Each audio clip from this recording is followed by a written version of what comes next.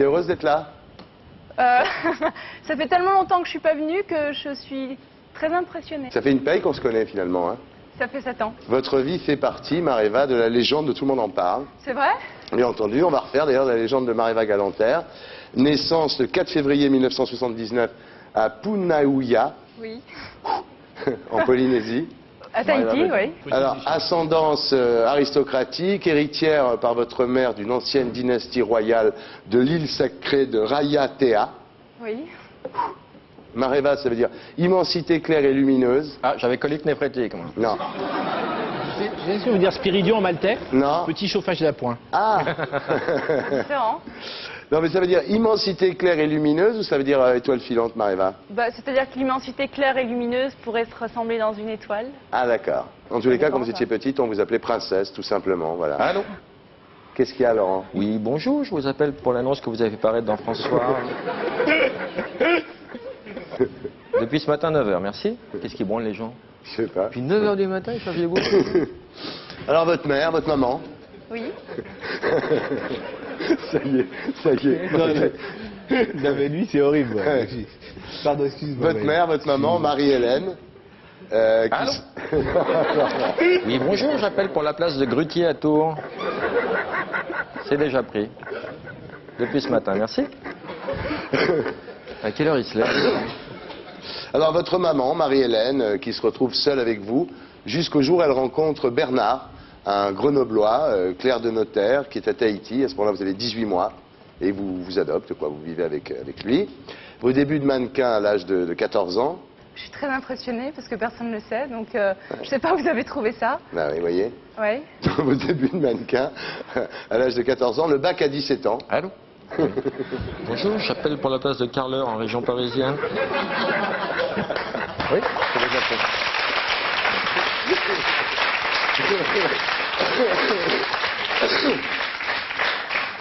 Le bac à 17 ans. Tu l'as eu Bah ton oui. bac, Bah toi non, sinon j'en serais pas là. Voilà. Si tu avais ton bac.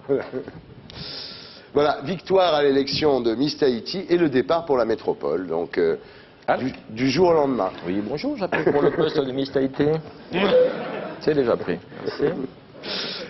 Coup de blues en arrivant quand même, hein? À Paris? Ouais. Ah, énorme déprime, c'est-à-dire que je suis arrivée, bon, bah, j'ai été Miss France tout de suite, et quand on est Miss France, on n'est pas seul, c'est-à-dire qu'on est très entouré, on a beaucoup de monde, mais quelque part j'étais très seule, et parce que voilà, je découvrais la France, je découvrais une autre vie, et quand on grandit à Tahiti, on est vraiment très très loin, et on connaît finalement vraiment pas grand-chose, à part le surf, parce que moi, Ouais. tous mes copains faisaient du surf. Et voilà, je me sentais très seule et très déprimée. C'est vrai que j'ai eu beaucoup de mal au début, oui. Ouais. En plus, vous ne croyez pas possible de participer à l'élection de Miss France parce que vous étiez avec un garçon depuis 2 ans, Pascal, le capitaine du yacht, Ouais, hein? ouais. Et vous pensiez qu'il fallait être vierge pour être Miss France. C'est vrai, non? Mais dites-le parce que c'est votre légende là. Si c'est pas vrai, dites-le ce soir. Ah oui, hein. non, mais c'est pas vrai du tout. C'est pas vrai du tout. Non, Tout le non. monde le croit. Tout le monde le Geneviève croit. qui Tout le monde pensait le qu'il fallait être vierge. Ouais. Geneviève et vierge. C'est son fils qui te l'a dit? Ça, oui, oui. Et donc ce Pascal, capitaine de yacht que vous abandonnez, excusez-moi, comme une merde à Tahiti, hein, ça a encore duré 1 an après, mais comme il y a 18 000 km, Mais c'est... oui, ça devenait plus possible, plus quoi. possible. 18 000 km, Voilà. 21 heures de vol, des factures de téléphone pas possible, et à Ah. un moment donné, Il s'est retrouvé une copine, Pascal? ouais, il est papa. Ah, Ouais, ben voilà, ben il ça a 2 s'arrose. enfants. Génial. Bon, Ouais. donc il a oublié, ça y est. Complètement. Il Ouais. s'en fout. Vous y pensez toujours à Pascal, hein? Non. Ah bon. C'est tenté, c'est joli, hein. Bien pour nous, pour Ensuite, ce soir. les histoires avec Geneviève de Fontenay, on va pas revenir là-dessus, on l'a assez fait dans cette émission, qui vous appelait la rebelle. Oui. La rebelle. Mais avec Geneviève, ça allait encore. Le problème, c'est Xavier. Tu connais Xavier, Laurent? On l'appelle le problème. On l'appelle le problème. Sophie Talman le hait aussi, hein? Qui voulait pas lui porter ses valises. Tu te souviens de ça, Laurent? Merci. Bagagiste, tu me fais penser. Tu repasses? Pardon? Tu repasses? Non. Non, parce que je cherche une repasseuse en ce moment. Je ne sais pas faire. C'est Je ne vrai peux pas prendre le boulot à un autre qui Non, saurait bien bah, le faire. voilà, Tu vois, je te ce demande. serait malhonnête de ma part. Mais tu vas trouver, Laurent. Tu bricoles un peu? J'appelle pour la place d'ingénieur de fission nucléaire. C'est déjà pris depuis ce matin. Merci. Et voilà. Et alors les larmes de Geneviève quand vous posez à poil pour entrevue. Là, je m'en souviens, c'était. J'étais pas à poil, quoi. Donc c'était un choc parce que c'était à moitié dénudé. Et c'était moi, c'était ma provocation et ma façon à moi de dire que j'étais différente. Et qu'elle l'a super mal pris. Alors maintenant, c'est devenu un peu genre trop commun parce que tout le monde l'a fait derrière. Donc maintenant, il n'y a plus aucun acte. On s'en fout de Geneviève. Ça fait plaisir à tout le monde. Il n'y a que Geneviève que ça fait chier. En fait. Mais oui, tout le monde était ravi de vous voir à poil. Peut-être que si elle se mettait à poil, ce serait peut-être. C'est autre chose. Ça peut... Voilà, alors ensuite, je continue votre légende. Le cours Pygmalion, les premiers rôles. L'amour avec Philippe. Mais là, on n'en dira pas plus parce que c'est une émission discrète. Hein. Et alors, à l'époque, vous déclarez « Je ne cherche pas un mec qui a une super baraque et qui va m'offrir une voiture. » Et un mois après, vous rencontrez Jean-Charles de Castelbajac. Ça, c'est... Voilà. Vous êtes revenu sur votre position. Non, ça n'a rien à voir. Il n'a pas de super voiture. Et, bon il m'a pas offert une super baraque non plus. Ah bon?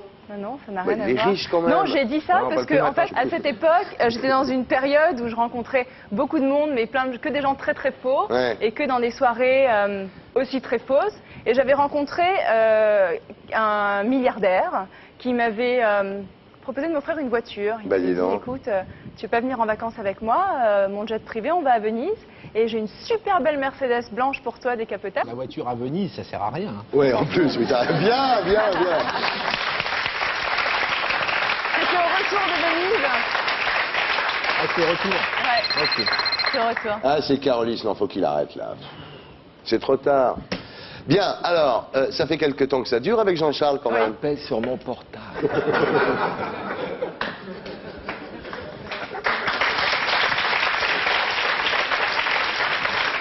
On verra bien. Oui, ça marche bien avec Jean-Charles. Hein. Ça fait combien de temps maintenant? Ça va faire 5 ans, 6 ans. Ah, c'est bien, dis donc. Hein. Oui. Bien. Alors, dans FHM, en 2003, vous avez déclaré le fait d'avoir grandi dans une île au bord de l'eau. C'est quand même fou, parce qu'il y a toutes les îles. C'est bien décrit, parce qu'on visualise bien la terre et l'eau tout autour. Non, parce que dans une île, on peut vivre sur la montagne. Ah, le fait d'avoir grandi dans une île. 2 fois que je me fais humilier ce soir. 2 fois. Oui, en même temps, tu aurais dû penser à la Corse. Oui, j'appelle pour la place de Sadomaso. Bonjour. C'est déjà fait. Le fait d'avoir grandi dans une île au bord de l'eau. Ouais. Toutes les îles sont au bord de l'eau, mais bon. Non, parce que sur une île où on vit au bord de l'eau sur la plage, où on vit que dans la montagne. Il fallait dire le fait d'avoir grandi au bord de l'eau. Sur la plage. Dans une île, mais pas dans une île au bord de l'eau. Ouais, bah, non, c'est le pas moi mec. qui l'ai écrit, Non, c'est le mec, ouais, c'est pas vous, c'est le mec. Oui. C'est le mec. Il y en a C'est pas beaucoup. toi qui hein, l'as Ouais, c'est pas vous, c'est le journaliste. FHM, non, ils sont plutôt bons. Me donne le recul suffisant pour me préserver de la rage de réussir. J'ai même pas compris le début de la phrase, imagine la fin. On oublie le boulot propre. Si. C'est-à-dire que quand je suis arrivée à Paris, j'avais un regard sur les choses complètement différentes. J'étais très très détachée et j'avais jamais eu une espèce de rage de réussir de quoi que ce soit, parce qu'à Tahiti, il n'y avait rien, quoi. Voilà. C'est-à-dire que il y a des cinémas avec des films américains qui arrivent avec 6 mois de retard. Il n'y a pas de théâtre. Il y avait un seul petit magasin de disques. Il n'y a rien culturellement. C'est très très pauvre. Ouais. Et quand on arrive à Paris et qu'il y a énormément de choses qui s'offrent à vous comme ça d'un coup, voilà, j'avais pas envie de réussir ou de faire des choses. J'étais vraiment la petite fille paumée qui arrivait. Ben voilà. Et quand je suis venue chez vous la première fois, on m'a dit tu vas faire Thierry Ardisson, tout le monde en parle. C'est un truc exceptionnel, c'est énorme, fais gaffe et tout. Je savais pas qui vous étiez et je suis arrivée, j'étais très cool parce que je me rendais pas compte très bien. combien cette émission était très très importante et C'était très avait des répercussions énormes. Vous pouvez répéter, c'est que c'est une émission importante en regardant votre caméra. Cette émission est très très très importante. Merci. Toujours cette feuille. Bien. Maëva. Et aujourd'hui, la légende continue, dirais-je. Vous vous lancez dans la chanson. Pourquoi pas moi? Je fais très bien. Pourquoi pas moi? Je fais très bien. C'est gentil, je sais bien quelques journalistes. En quelque chose, je deviendrai une artiste. Alors un jour, je serai la reine du triste. De l'émission, je ne verrai pas le bout. Pourquoi pas moi? Je fais très bien. Pourquoi pas moi? Je fais très bien. Pourquoi pas moi? Maëva Galanter, c'est ce que vous êtes dit en écoutant une chanson de Carla Bruni? Non, pas du tout. Non, ça n'a rien à voir. C'était juste, j'avais une idée un peu conceptuelle de reprendre des chansons des années 60. Voilà. Très connues comme La Madrague de Brigitte Bardot, Le temps de l'amour de Françoise Hardy, et des chansons beaucoup plus alternatives, comme Jacqueline Taïeb. Et ça, c'est Stella, ça, oui. Ça, c'est Stella. Il y a un son très, très rock, garage, sur des chansons comme 7 heures du matin où on roule à 160. Et des chansons qui sont... Alors évidemment, toutes ces reprises, la légitimité que j'avais, c'était de mettre l'instrument du bonheur de mon enfance, qui est le ukulélé. Voilà. Parce que j'ai grandi avec, ma grand-mère en jouait tous les Alors, soirs. ce qui est génial, c'est que le titre de l'album, c'est pas ukulélé, c'est ukulélé. C'est Yuku Yéyé, voilà, Voilà. la contraction de Yuku. C'est Jean-Charles et qui a eu Yéyé, l'idée du titre, hein. Absolument. Ouais. Trop fort ce Trop Jean-Charles. fort, ce Jean-Charles. Ouais. Déjà, il vous garde depuis 6 ans, je trouve ça vachement bien, moi. Bon, on va écouter à quoi ça ressemble. On va tout écouter. Didier. Ma vie, j'ai rêvé d'être